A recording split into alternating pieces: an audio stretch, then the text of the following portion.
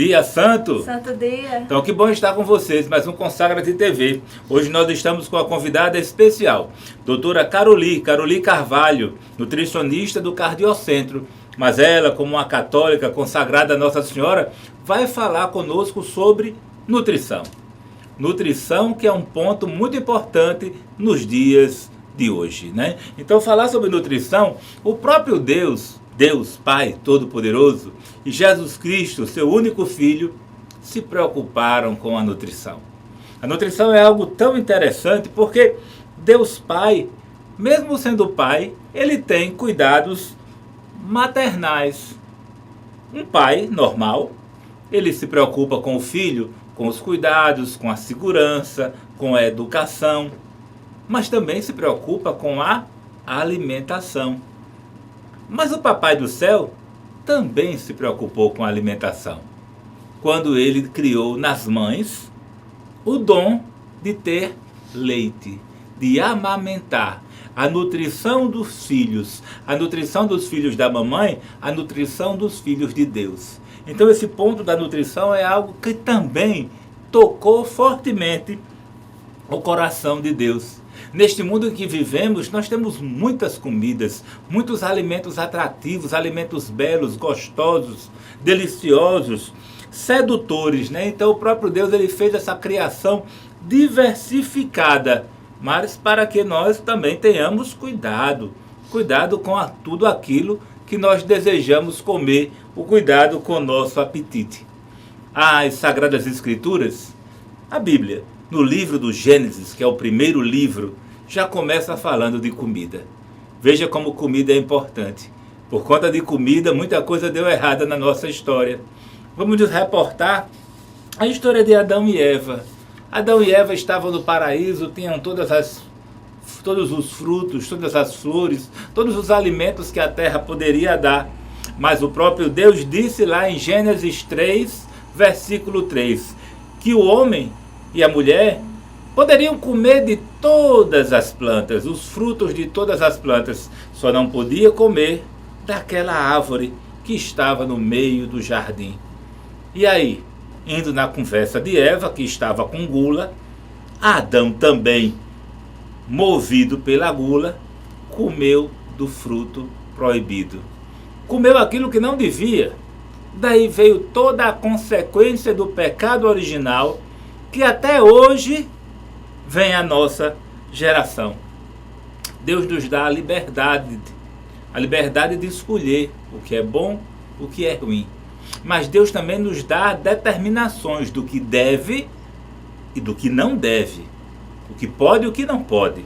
Então esse contexto de nutrição é bem interessante. Nós temos que nos preocupar porque vem desde os primórdios, está desde lá do coração de Deus. O Catecismo da Igreja Católica também fala sobre este tema. Lá no Catecismo, no artigo 305, coloca dessa preocupação do Pai Celeste, que ele pede uma entrega filial nossa a ele, que ele cuida das nossas necessidades. E ele diz: por isso não andeis preocupados, dizendo o que iremos comer ou o que iremos beber. Vosso Pai Celeste sabe que tendes necessidades de todas essas coisas, mas buscar em primeiro lugar o reino de Deus e sua justiça, e todas essas coisas vos serão acrescentadas. Isso está aí no Evangelho de São Mateus, capítulo 6, versículo do 31 ao 33. Então, é importante falarmos de alimentação. Também não podemos deixar de falar do lado político. Hoje, o homem, o ser humano, ele tem o governo, ele tem o controle, tem a liberdade de amenizar ou piorar a alimentação dos povos. As políticas assistenciais, esse quadro de pobreza, de fome, os governantes têm o poder, o domínio de controlar esses alimentos e nos fornecer alimentos a custo barato ou alimentos gratuitos, alimentos com qualidade, quantidade, bem apresentados, para que a população possa ser bem nutrida, né? Então, esses hábitos alimentares, eles vão depender de muitas coisas, como falamos, da política, do status social, da renda, né? da condição financeira, não podemos deixar de falar disso, mas também dos aspectos religiosos, né? E o alimento termina virando fonte de prazer, fonte de cultura, fonte de amigos. Afinal de contas, é em torno da mesa que os amigos se encontram, que a família se encontra. Então, esse programa de hoje vamos falar sobre nutrição. Vamos dar sequência. O Rei se encante com vossa beleza é um dos artigos do livro da Fraternidade de Discípulos da Mãe de Deus. Que o Rei se encante com vossa beleza. E a doutora Caroli nos ajudou escrevendo um artigo que o Rei se encante com vossa beleza nutricional. Então ela está lá contemplando e embelezando o livro com o seu artigo. Falar de nutrição, promoção de saúde, estilo de vida, são coisas que têm que ser colocadas, né? A alimentação, desde o aleitamento, alimentação saudável, atividade física, mas também inibir os maus hábitos, os vícios, combater o fumo, o tabagismo, né? Combater o álcool, o uso de drogas, combater algumas coisas erradas. Existem muitas boas recomendações. E a doutora Caroli veio aqui para nos explicar mais sobre isso. Então, o que se recomenda, doutora Caroli, para se viver, para se ter uma vida, uma dieta saudável? É recomendado consumir alimentos naturais, frescos, regionais e de safra. Esteja atento ao estado de conservação e à qualidade deste alimento. Varie os cortes e tipos de carnes, frutas, verduras consumidos ao longo da semana. Vamos evitar monotonia. A alimentação saudável, acima de tudo, deve ser prazerosa. Busque realizar 3 refeições principais, café da manhã, almoço e jantar, intercalado pelos pequenos lanches. O lanche da manhã, o lanche da tarde, o lanche leve da noite, conhecido como ceia. A alimentação fracionada é de grande importância para um hábito alimentar saudável. Estou lembrando aqui, doutora Caroli, estou lembrando do meu cachorro. Porque o cachorro come ração e só come uma vez por dia. E botam para o cachorro comer de noite. Mas veja só, o que a senhora está colocando aqui é alimentos saudáveis, diversificados, várias vezes ao dia. Então, esse é um ponto importante. Entender que não somos como um animal, que a gente bota uma ração só, uma vez ao dia. Tem toda essa dinâmica, não é isso? E a gente também tem que ter cuidado com esse jejum prolongado ou excesso de alimentação de uma única vez, porque pode levar a, por exemplo, a transtornos alimentares, anorexia, bulimia, transtorno compulsivo. Também pode aumentar o risco de ter desnutrição, se a pessoa pegar e deixar de comer os alimentos, ou ao risco de obesidade. E obesidade tem que se ter cuidado. Obesidade não é só questão de aparência, está muito mais além.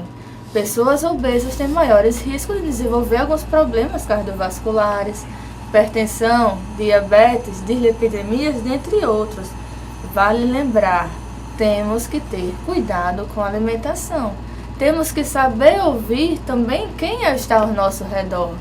Às vezes estamos um pouco acima do peso. Quando o nosso familiar vem nos falar isso, temos raiva. Mas essa não é a sensação que devemos ter.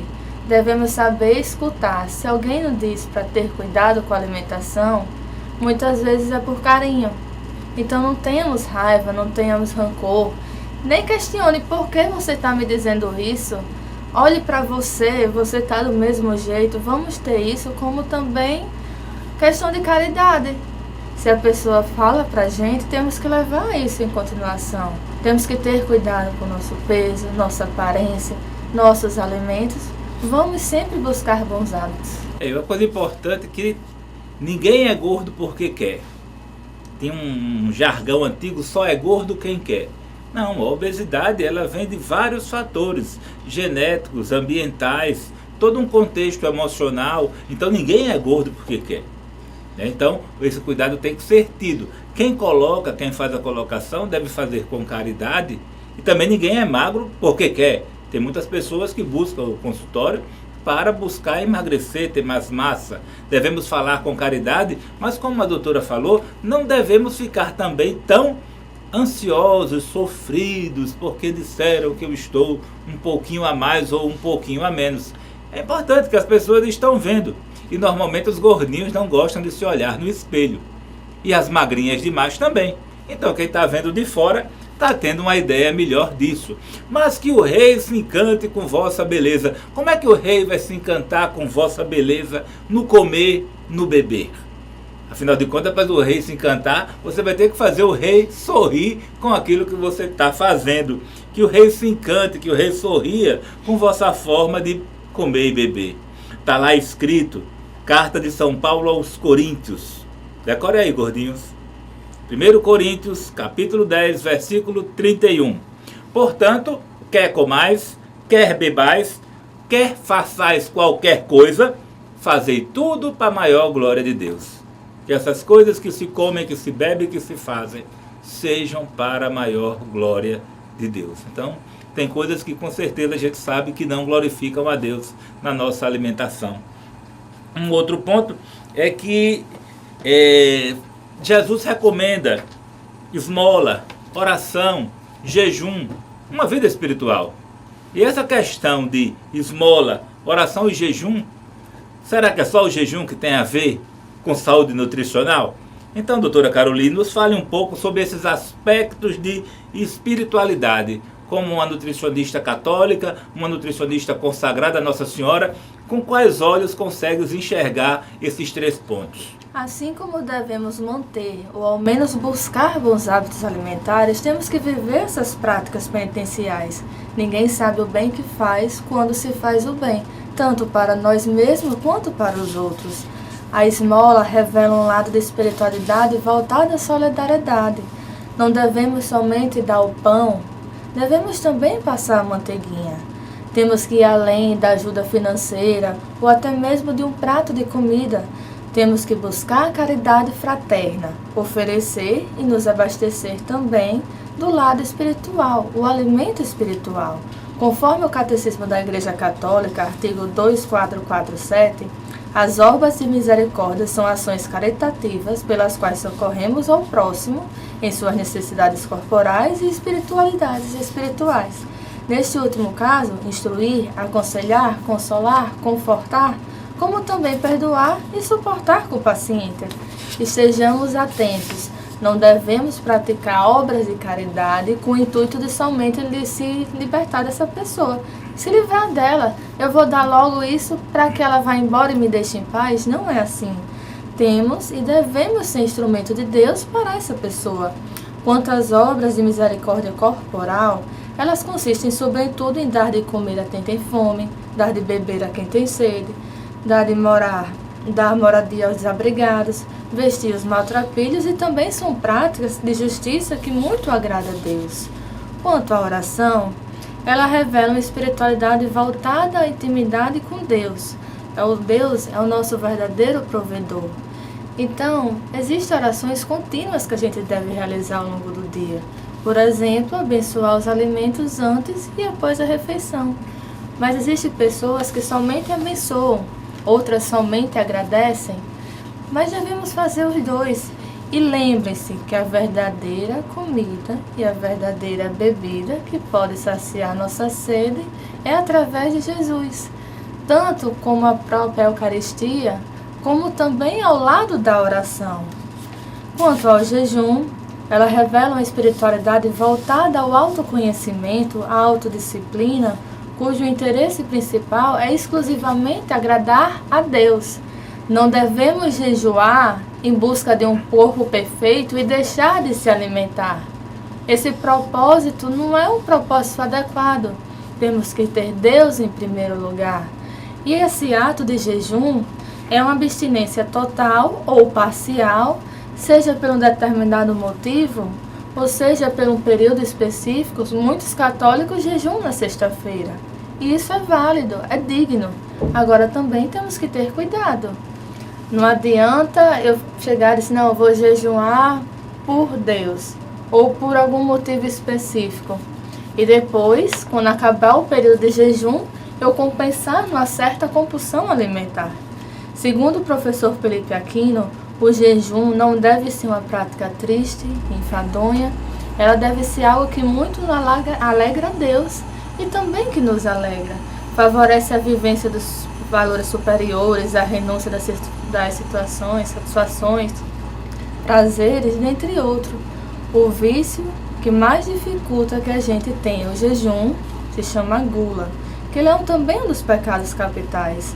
O termo gula é normalmente utilizado para excesso alimentar, mas também temos que levar para o outro lado, não significa só a alimentação. Reflete também o desejo ardente material, carnal, promovidos muitas vezes pela intemperança. Vamos refletir? Quando a pessoa fala geralmente em jejum, oração, esmola, eu sempre lembro e remeto ao tempo da Quaresma, onde Jesus passou 40 dias no deserto jejuando. E lá ele foi tentado por 3 vezes, com tipos diferentes de gula, mas ele soube resistir por nós. Pois é, isso é importante a gente entender. Veja que a alimentação tem uma conotação de espiritualidade, né? Se você não consegue jejuar, renunciar um prato de comida ou um doce, com certeza não conseguirá renunciar a coisas maiores na nossa vida, que muitas vezes precisamos renunciar para a maior glória de Deus. Fazendo uma revisão bibliográfica sobre esses temas de medicina e saúde, existe um grande pesquisador da Universidade de Duke, é o Dr. Harold Koenig. Ele fala muito e muito nos ajuda nos estudos sobre esses aspectos de religião e saúde. E nos seus resumos ele coloca sobre práticas relacionadas à religião. Todas as religiões se envolvem com questão alimentar. Todas as religiões mundiais. É bem interessante, como a doutora Caroli colocou, a religião católica ela recomenda o jejum na sexta-feira, a abstinência de carne na quarta-feira de cinzas e na sexta-feira santa, né? São colocações, datas específicas. O jejum regular, orientado para todos os fiéis, como uma prática reparatória para algum fim, né? Reparação de pecados. A Igreja Ortodoxa também. Os adventistas do 7º dia, também eles são vegetarianos. E um ponto interessante é que por esses irmãos adventistas serem vegetarianos, eles têm uma sobrevida final em torno de 4 anos a mais do que aqueles que comem carne. Então, uma prática religiosa também envolvida com longevidade. A abstinência do álcool também é relacionado com a maior longevidade e diminuição das doenças cardiovasculares naqueles que não comem a proteína animal. Existe um tipo de dieta chamada dieta kosher. A dieta kosher, ela abstém de gorduras, de crustáceos de gordura, carne de porco, moluscos, e os judeus ortodoxos têm muito hábito deste perfil de dieta. E se vê a observância de melhora dos seus níveis, da sua qualidade de saúde. Os muçulmanos têm a grande festa do Ramadã, e eles fazem o jejum de todo o mês do Ramadã. Esses hindus, budistas também, eles têm essas práticas específicas para suas realidades. Um trabalho científico, voltando aos muçulmanos no Ramadã, coloca que o jejum deste período de um mês melhora o metabolismo de lipídios lá na população do Marrocos e diminui 7,9% de colesterol total, 30% de triglicérides, aumentou o HDL, que é o colesterol bom, em 14,3%, e o LDL, que é o colesterol ruim, ele diminui em 11,7%. Veja só, uma prática religiosa como prevenção de doença cardiovascular. Estudos lá em Jerusalém, que foram oriundos em famílias judias praticantes, então o judeu praticante, ele tinha dosagens menores de colesterol sérico, de triglicérides e LDL, comparado com famílias seculares, né? Foi visto também em famílias praticantes desses movimentos religiosos, que tinham alimentação kosher, abstinham-se também de viagens no sabá, frequentavam as sinagogas, eles tinham uma maior ortodoxia, e a doença cardiovascular coronariana nesse grupo de judeus foi extremamente menor. Isso é bem interessante, né? Então, doutora Caroli, que o rei se encante com vossa beleza de comer e de beber. Como é que se classifica, como se identifica, um lado mais científico, o que é que se fala desses distúrbios alimentares? Para um diagnóstico nutricional, a Vigilância Alimentar e Nutricional, conhecido como CISVAN, recomenda-se o IMC, que é o Índice de Massa Corporal, também conhecido como Índice de Quelet. IMC, não é isso? Então decora esse nome aí, pessoal. Correto. E quanto ao IMC, ele é importante, agora não deve ser utilizado como único marcador. Então vamos lá, será que o Deus se encanta com nossa beleza?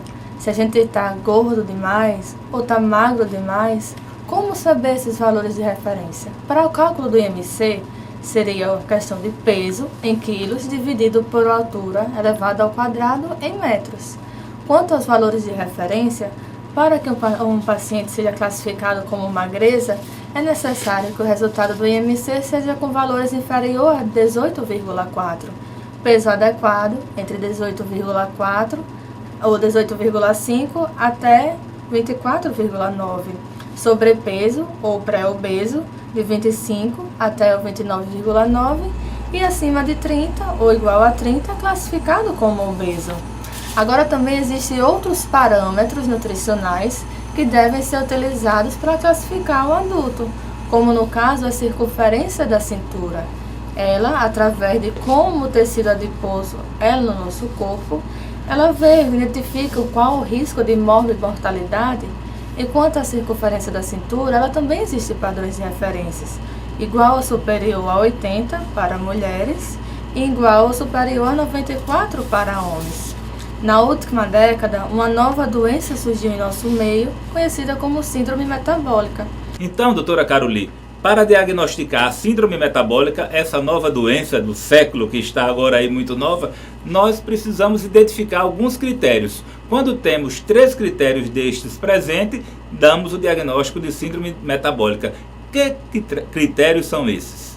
Para pacientes que têm hipertensão, já entra como um dos critérios, ou aqueles que não utilizam nenhum medicamento, mas que têm uma pressão arterial superior a 13 por 8,5. Então, hipertensão arterial é um critério. Outro critério, triglicérides acima de 150, HDL, que é o colesterol bom, inferior a 40 para homens e inferior a 50 para mulheres, circunferência abdominal. Olha, a gente já falou do IMC, teve a circunferência da cintura e agora a gente também tem essa circunferência abdominal que tem a sua importância. Para mulheres, superior a 88 e para homens, superior a 102. E ainda temos a questão da glicemia, superior ou igual a 110. Pacientes diabéticos têm que ter cuidado com aquela questão diet e light. São duas coisas diferentes. O diet significa redução ou escassez de açúcar. O light de qualquer outro componente em 25% geralmente gordura. Então é importante entendermos isso. Dá esses diagnósticos, você não fiquem preocupados, eu tenho que diagnosticar isso. Não, o seu médico, o seu nutricionista, quem vai diagnosticar isso. Nós apenas queremos colocar esses pontos que estão importantes. O peso, o índice de massa corpórea, como foi colocado, hipertensão, glicemia, cintura, nível de colesterol, nível de triglicéridos. São vários elementos que unidos pode-se dar um diagnóstico e começar uma intervenção mais precoce. Eu esqueci de dizer para vocês, né? Eu sou médico cardiologista, então daí também eu me envolver discutindo com vocês sobre estes temas. Então, para que o rei se encante com vossa beleza, nós devemos combater o colesterol. Mas, olha, o colesterol ele é do bem, mas ele em excesso ele é do mal. Então, combater esse colesterol que está amplamente difundido nos alimentos do reino animal, nas carnes vermelhas, nas vísceras, nos laticínios. Então devemos preferir o reino vegetal, de uma forma mais grosseira, né? Também devemos evitar os frutos do mar. Os frutos do mar são muito ricos em colesterol. E também a gema do ovo. A gema do ovo e os embutidos, os presuntos, os fiambres, né? Aquelas coisas que foram defumadas, que a gordura está conservando aquilo ali junto com sal. Voltando a falar do ovo, o ovo tem um alto valor biológico, mas o papel do ovo está sendo amenizado nesses últimos tempos. Mas o ovo, ele continua, a gema do ovo sendo aterogênica, aumenta as doenças cardiovasculares, tem um efeito negativo, nocivo nos vasos. está uma tendência a se falar na liberação do ovo, mas não se empolguem muito nisso não, que nas diretrizes das sociedades sérias, a gema do ovo ainda é colocada com restrição. Uma coisa boa é o chocolate. O chocolate está sendo estimulado como uma prática positiva. Agora preste atenção, o chocolate que comemos, no chocolate ao leite, no chocolate de comer, este chocolate ele vem com manteiga, ele vem com leite, então não é chocolate puro. Então os chocolates amargos e meio amargos, que não tem açúcar e não tem leite, não tem essas coisas, eles poderiam ter um efeito até benéfico. Até benéfico. Uma outra coisa interessante é que devemos preferir o quê? O frango, o peixe, as carnes magras, os cortes magros de carne bovina ou de carne suína, quando for carne magro. Evitar a banha, o bacon, o toucinho, a ova de peixe, as vísceras, os miúdos, né? Devemos procurar esses produtos diet, esses produtos light de alguma forma. Mas eu já falei algumas coisas, doutora, então complemente mais o que podemos ver mais sobre uma boa dieta saudável. Certo, então vamos lá. Vamos preparar os alimentos de forma a utilizar pouca quantidade de óleos, como assados, cozidos, ensopados, grelhados. Vamos dar preferência a leite desnatados, queijos brancos, minas, cottage, frescal. Toda a gordura da carne deve ser retirada antes de colocar a carne da panela, porque essa gordura derrete. Temos que ter cuidado com a nossa alimentação. Eu sei, a gordura da picanha é deliciosa, mas a gente também tem que ter cuidado porque ela pode trazer alguns outros problemas, como você mesmo falou. Carne, gordura é rica em colesterol. Dê preferência também a alimentos ricos em fibras. As fibras estão presentes principalmente em frutas, verduras, cereais integrais. Elas ajudam a melhorar o funcionamento do intestino, a dar saciedade, controlar triglicéridos, controlar colesterol, além de também participar do metabolismo dos carboidratos, garantindo assim também o controle da glicemia. Limite o consumo de sal de cozinha, substitua por ervas aromáticas, especiarias, condimentos, pois assim poderemos melhorar o sabor das preparações. Agora um ponto importante também, questão de mastigação. Se a gente mastigar de maneira correta, ou seja, devagar, podemos sim sentir mais facilmente o sabor do sal, como também a questão do açúcar. A maioria das vezes dizemos, esse alimento está insosso, esse alimento, o suco não está doce. A gente utiliza exageros. Quem gosta de exagerar, vamos tirar o saleiro da mesa, vamos evitar também o açúcar na mesa. Cuidado com adoçante também, porque adoçante não pode ser utilizado em excesso. Fuja dos alimentos industrializados, os embutidos, os defumados. Eu sei que também existem vários alimentos assim, gostosos.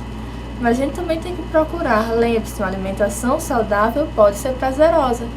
Se eu acho um alimento sem graça de uma forma, eu posso transformá-lo e fazer ele ficar mais gostoso. Um iogurte natural, por exemplo. Muitas pessoas podem dizer que ele é sem gosto. Mas se a gente colocar uma granola, colocar um pouquinho de mel, por exemplo, um paciente que não é diabético, vai se tornar mais palatável. Temos que utilizar recursos para melhorar nossa alimentação. Evite cubos concentrados. Vamos voltar a aprender a temperar alimentos. A gente só compra aqueles temperos industrializados. Nomes a gente não cita, mas conhecemos vários. Então vamos ter um cuidado também no que a gente está colocando no nosso carrinho, na nossa feira. Vamos prestar atenção, consumir carnes magras, evitar as carnes gordas e frituras, assim como em alimentos dietéticos em excesso, e ter o consumo também consciente de bebida alcoólica. Muitas vezes exageramos. Claro, a gente às vezes utiliza os estudos científicos a nosso favor, dizer que o vinho faz bem, mas a gente está tomando aquela quantidade recomendada de vinho ou muitas vezes estamos tomando além desse limite? Então temos que ter um cuidado. Então são coisas que temos que prestar atenção. Que o rei se encante com vossa beleza de comer, com vossa beleza de beber. É importante essa inquietação, é uma forma de promoção de saúde. Uma coisa, preste atenção, você que é gordinho, você que é gordinha, a porta do céu é estreita. Olha só, como é que eu vou passar dessa porta? Mas os nossos irmãos evangélicos terão muito mais dificuldade.